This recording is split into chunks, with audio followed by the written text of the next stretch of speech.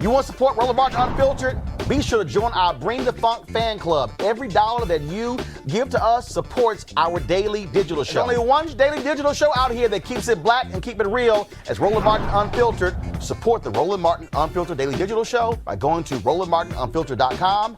You can make this possible. Brett Pulley, his book, Brett Pulley's book on Bob Johnson. And in that particular book, and I'm going to try to find the actual page, in that, because our frat brothers, Todd Brown, sent it to me, and we talk about this all the time. And people don't quite understand money and the black tax.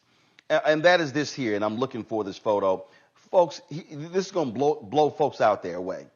In Brett's book on Bob Johnson in BET called The $1 Billion Bet, the unauthorized biography of BET, what he lays out in that particular book is that when BET was being sold to Viacom, Mel Karmazin, who was the CEO of Viacom, and then you have Sumner Redstone, they talked about what could happen when they took control of BET. And what they said is that BET, which was in 70 million or so homes, they were receiving $1,500. Everybody who's out there listening, I need y'all to understand what I'm saying. They were receiving $1,500 for a 30-second ad on BET.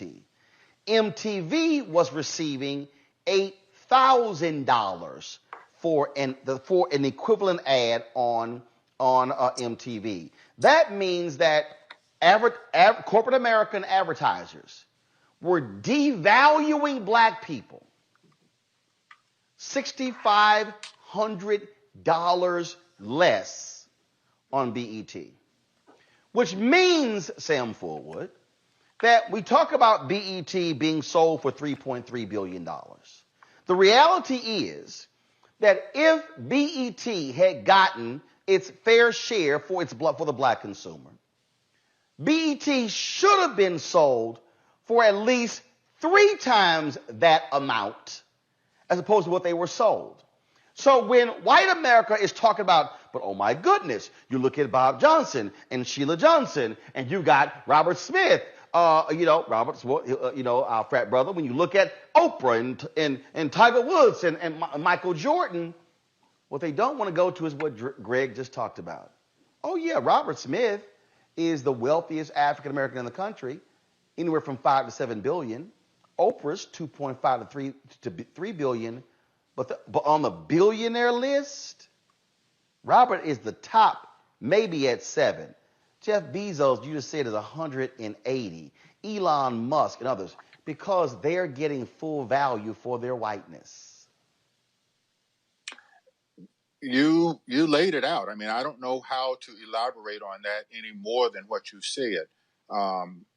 I think that people understand that whiteness is profitable for the people who are in it. The examples that you cite are the exceptions that help affirm white superiority. That when you can point to a Bob Johnson, it then makes a lot of those other people feel that they are absolved of the ill-gotten gains that they have been able to get through hook or crook or however means that they may. And I think a lot of people are deceived because the whole notion of a black face in high places doesn't absolve the culpability of just how whole generations of African-American people have been ripped off. That is a fact. That is a reality. And it's important to remind people of that. I think you're absolutely right about that. Again, Mustafa, why is this important? It is important because when we are seated at the table of power, we must be armed with that. So when someone says, well, we have 1, we have 2, no, I want 5 and 10. Oh, well, we'll spend. Look, I said to the Biden campaign when they were talking about they made the largest investment in black media in a presidential campaign at $6 million. I said, I'm sorry, that is woefully inadequate. And that is an indication also of the previous campaigns for their unwillingness to spend on black media. I said the exact same thing to others, and that is, so the challenge that we must be willing, and this, Mustafa, is the thing that I think is the most important. We must be willing to sit across the table from people and operate from, as I always, people, y'all hear me say this all the time, when we talk about how do you deal with power? How do you confront power? How do you make demands of power? How do you challenge folk where they are? How do you push them and not simply accept anything? I'm going to go to my iPad here, and this to me explains it all. This is from the scene from Malcolm X, and this is when they went to the police station, check on Brother Johnson, and Brother Johnson had been injured. Brother Johnson had been beaten, and then Malcolm X says, get an ambulance, and then an ambulance comes to pick up Brother Johnson. And then, of course, it takes him off. Now, this is the part where the police officer, the white cop, says this to Denzel, who's playing Malcolm X.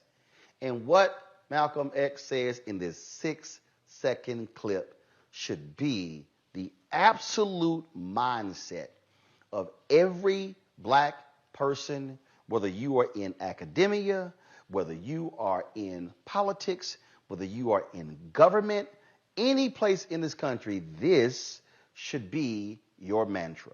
All right, break it up. You got what you wanted. No, I'm not satisfied. I'm not satisfied. Agree 1,000%. We just got to understand collective power. We got to understand how we can leverage our own worth and make sure that our worth continues to increase. And some of it starts with us seeing it in ourselves. The other part of it, when you were laying out, I was thinking of chapters in a book that should be sitting in every African-American household across the country. That when you are, when you're a young child coming up and all the way until you are an elder, you are continually revisiting that and understanding what real power looks like, and how actually I'm always down with the collective, because it's not only about how we utilize our individual dollars, but it's also how we utilize that collective power to hold people accountable and to make sure that we got real leverage in these positions. And that's why on today's show, when we talked about the CBC and making sure that it is connected through those voices and those sets of actions with our monetary policy and making sure that we show up in that. And we talked a little bit about Adam Clayton Powell also, and how he understood where that power lied and how he leveraged that for the betterment of our communities. We have to get back to that. Our folks got to just realize that we have power, but it means that we have to come together. We have to educate ourselves. And then we've got to be willing to stand up and not just accept anything, because we have way too many folks in our community who will deal with the bare minimums and think that's okay. I'm not satisfied, Greg. Oh, no question. Roland, it's very important for us. This is why we have to study our history. Malcolm was able to do that because he had an organization, the Nation of Islam, that wasn't dependent on white people for anything.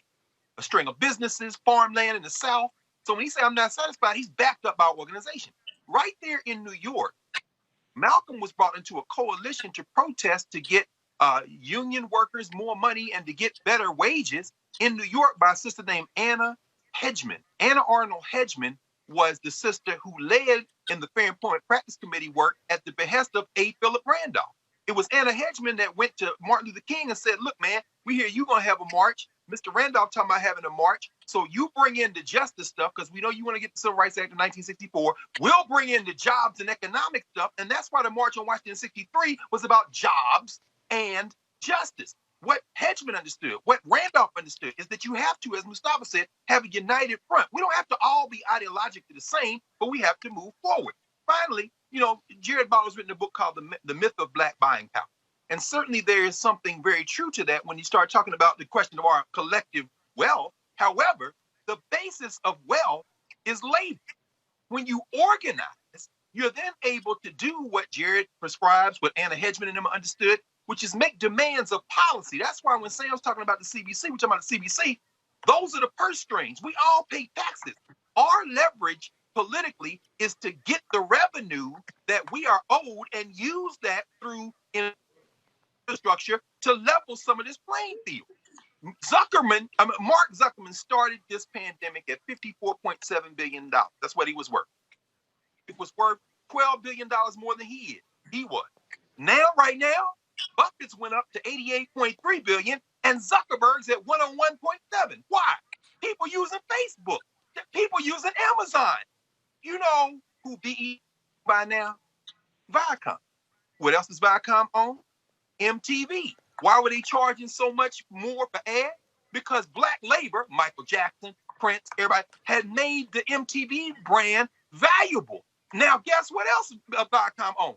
Comedy Central. They selling Dave Chappelle, and Dave Chappelle said, I look at my great-grandfather, and he'd be like, damn, you're more of a slave than I was. You've been sold more times than I was. Meaning what? When we don't organize, our labor will be used to build white wealth. And so, yeah, they could buy BET, and now they flip it, and I bet you them rates are a lot higher now that bought the competition because they got black labor now working for them every which way but loose.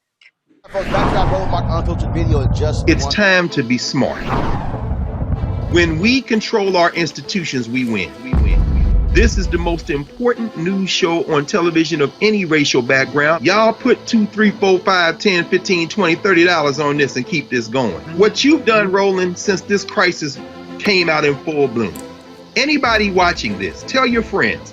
Go back and look at the last 2 weeks, especially of Roland Martin Unfiltered. I mean, hell, go back and look at the last 2 days. You've had sitting United States senators today, Klobuchar and Harris. Whatever you have, you can bring to Roland Martin Unfiltered to support it, please do, because this information may literally save your life. Watch Roland Martin Unfiltered daily at 6 p.m. Eastern on YouTube, Facebook, or Periscope, or go to RolandMartinUnfiltered.com. Support the Roland Martin Unfiltered Daily Digital Show by going to RolandMartinUnfiltered.com. Our goal is to get 20,000 of our fans contributing $50 each for the whole year. You can make this possible. RolandMartinUnfiltered.com.